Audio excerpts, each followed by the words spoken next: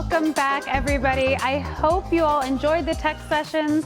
And I am here to throw us over to, again, my dear friend and colleague, Dr. Dawn Wright. She is on the other stage with a wonderful group of women. They're going to talk about GIS, economic and social sustainability. So Dawn and I obviously know a lot about environmental sustainability. This conversation is going to broaden that much more to some really important topics. So Dawn, great to see you. Thank you so much, Ray. Well, I have been waiting for this session for forever. We have been, of course, in keeping with the theme of GIS creating a sustainable future, we've been talking a lot about the environment in terms of sustainability, but there are many aspects to sustainability which is so much broader than this and needs to be so if we are truly going to attain sustainability on all fronts of human existence. So we're now going to pivot to more of the socioeconomic aspects of sustainability and discuss some very practical, focused, in the trenches examples, and at the varying spatial scales of global, organizational, and community city sustainability. So it's my great pleasure to be in conversation today with three amazing women in our professional services division. And professional services goes back to the very heart of how Esri started as a company, so that makes it all the more significant. So I'd like to now introduce my colleagues here. In fact, I will let them introduce themselves and what team they lead or work on within professional services, and then we'll go from there. So first we have Deepti, who is with us remotely. So Deepti, would you please introduce yourself and welcome. Hi, thanks, Dawn. Good to be here with you. My name is Deepti Kochar. I am practice lead for global development in Esri Professional Services, and I support our government clients, international global organizations such as UN, World Bank, and others with meeting their mission for strategic missions with GIS technology. Oh, great. Thank you, Deepti. Next, Maya, please introduce yourself. I'm Maya Nolan, and I work in the commercial services team. We're focused on enabling the use of ArcGIS and business geospatial strategies in the private sector, so primarily retailers, real estate, financial services and insurance, and manufacturing companies. Fantastic. Jen, please introduce yourself. Hi, everyone. I'm Jen Johnson. I'm an urban planning consultant on the professional services team. I joined Esri this year, and I'm thrilled to be here. Prior to joining Esri, I worked in the AEC industry and in local government and GIS and planning roles. I am also a part-time adjunct professor at Jefferson University in Philadelphia. Oh, terrific. So as you can see, we're going to have quite a fantastic discussion here among these powerful, talented women. And we'd like to now go into some actual examples of what they're doing along the lines of these practical means to sustainability. So we are going to go now through these different perspectives.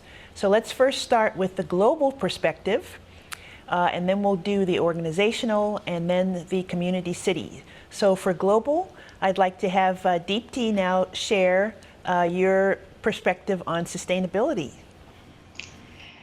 Thanks, Dawn. When we are talking about sustainability from a global perspective, we're really talking about global development goals that impact our lives. UN countries globally have agreed upon 17 sustainable development goals, which focus on three key areas: economic, social, and environmental. When we are talking about economic factors, we're talking about getting decent work and economic growth, no poverty. When we're talking about social, we're talking about quality education, good healthcare, reducing inequalities, and zero hunger. And when we are talking about environmental, clean water, clean energy, we are touching upon preserving biodiversity, but also about sustainable communities and cities. So these are all together provide a sustainable future for us. So going forward, as GIS practitioners, we all understand these things. We work with one or more of these things in our day-to-day work. Next, we are talking about, when tracking natural resources, monitoring natural resources in the field, collecting data about the soil moisture to see crop growth, or monitoring other natural resources to see how crop growth would be in a region, or even doing pest monitoring in the field and reporting with locusts specifically in Africa. We've seen them tracking that and reporting so that they can get ahead of the locusts destroying the crops. So understanding that data from the field, collecting it, monitoring it, is helping see what would be the impact on the farmers and their crop in the region, but then also to track on and report on the food security challenge that the whole continent is experiencing right now in Africa. So the GIS tools are providing the capability to collect the data, monitor the data, and report the data, which is helping us understand the impact right now on these factors. But then we can use this data to also do predictive analytics in future as well. So this is a very broad and a critical issue right now that GIS is helping resolve. Last 1 year, we have all been living with COVID, and we have definitely seen the health impact of COVID on all our lives from different aspects, economic and social. Couple of agendas that came up. One were on the inequalities in the communities, and that's a big issue. But specifically, what I would want to highlight is the gender inequality that came to forefront quite a bit during this. Gender gap was already pretty big, and during this COVID, we saw a larger impact on women. The World Women Report that came out from UN through their data hub, really highlighted some of these things, specifically on violence against women. It was much higher in last 1 year, but then also women participation in workforce was down. It can be attributed to many reasons. Women are taking care at home with their loved ones, and so they're not able to work at the same way they could. But then also that's economic impact on the income, and so there are more women living in poverty as a side note of that. So gender equality is a big thing. When we move the needle on this, or I would say dial on this, we impact many other things. Bringing women more in the workforce, we empower them economically. We, enable them to take better health decisions for themselves, better education decisions for themselves, but then also for their families. And that empowers and changes not just the social, the economic, but social impact as well on overall in there. So women's participation in workforce is really important factor there. This report also highlighted a lot of things about the data that it brought out. It also highlighted how we need to do policies and policy change overall.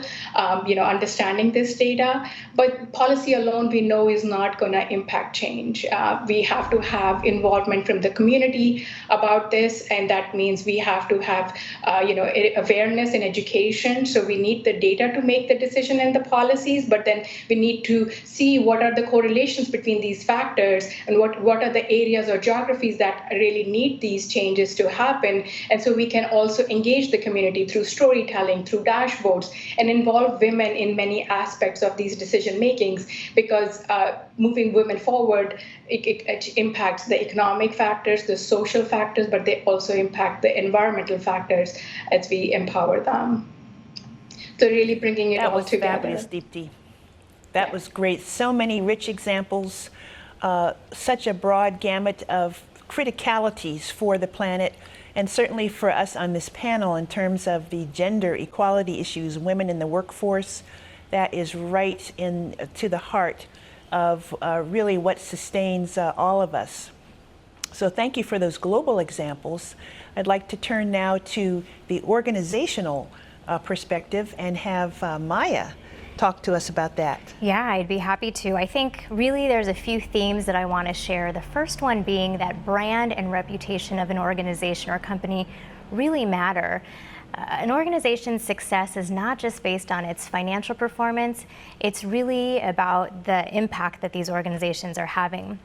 And consumers, shareholders, they're interested in organizations that are aligned to environmental stewardship, climate sustainability, social equity, and companies that are making an impact in these areas, they're foreseen as more reliable, attractive, more responsible, and consequently, they are more successful.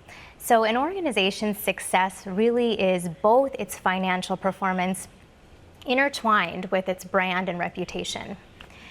Another theme that we're seeing really is around accountability and reporting and measuring your corporate sustainability initiatives. And, Deepti, you had mentioned the sustainability goals. There's also the Global Reporting Index, the Task Force for Climate Risk Financial Disclosures, a bit of a mouthful, but all of these are intended to be a baseline. There are standards, there are frameworks to help enable companies on what to measure, how to measure. And measuring and reporting can be complex. The data is not always easy to find and measure and track. Tools may not be available. So thinking about, as an organization, how you can actually measure and report on these things in a spatial dimension using GIS can be a very useful aid. And then finally, the power of partnership. Companies that collaborate, organizations that collaborate, whether that be private, public, private, nonprofit, they are bringing great resources to bear, expertise, and a broad reach, and that can have a very powerful impact on corporate social responsibility initiatives. So if you take Nespresso, which was mentioned in yesterday's plenary session, they have a partnership with the Rainforest Alliance, and through this partnership, and using GIS and location intelligence, they're really able to understand the journey between coffee farm to mill for these coffee farmers, understanding the risks that are entailed in that journey, whether that be climate risk, social unrest, and understanding in the end time to market, getting the coffee to market. Another way this partnership is leveraged is by sending agronomists out to these 10,000 plus farms to teach these farmers about sustainable farming, as well as protecting and preserving the biodiversity in and around that area. So it's a very strong partnership example focused on corporate social responsibility, specifically environmental stewardship and the well-being and prosperity of these coffee farmers. Oh, terrific. In our remaining time, we would like to have Jen finish up very quickly for us in terms of moving from that perspective to the community perspective, particularly with regard to partnerships. Yeah, thanks, Dawn. And I'm so glad you brought up the science of GIS and how this can be so valuable. I'm looking at it from a planning process. So the planning process will incorporate feedback and stewardship from community members and public service leaders. The impacts of urban planning are directly personal to them because they will see the efforts of things like development and zoning and infrastructure, open space, and population growth changes in their daily lives. Because of this, the concept of sustainable living on a community level becomes a grassroots effort. People really care because it's directly impacting them.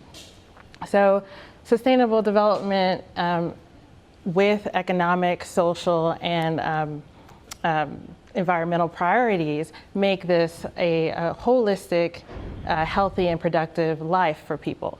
And that's what keeps people in their communities. So the way in which we approach that in the planning realm is to use scenario planning, taking long-term and short-term goals, allow us to take a data-driven approach. We're looking at it from a measurable stance. We can take this data and have measurable thresholds and provide transparency to our stakeholders. Those stakeholders being the community members, being those public service leaders, and anyone else that may take interest or investment in this community. It also allows us to test variables that may impede long-term and short-term strategies while providing a platform for visualizing and analyzing plausible designs. So we use software like ArcGIS Urban and City Engine to be able to visualize and model how policy may affect the built environment and how proposed development can impact our surrounding context. Oh, that's terrific. Yeah. That's fantastic, Jen. And it really brings us back to circle one in terms of interconnecting, like Lego blocks, interconnecting the physical with the socioeconomic.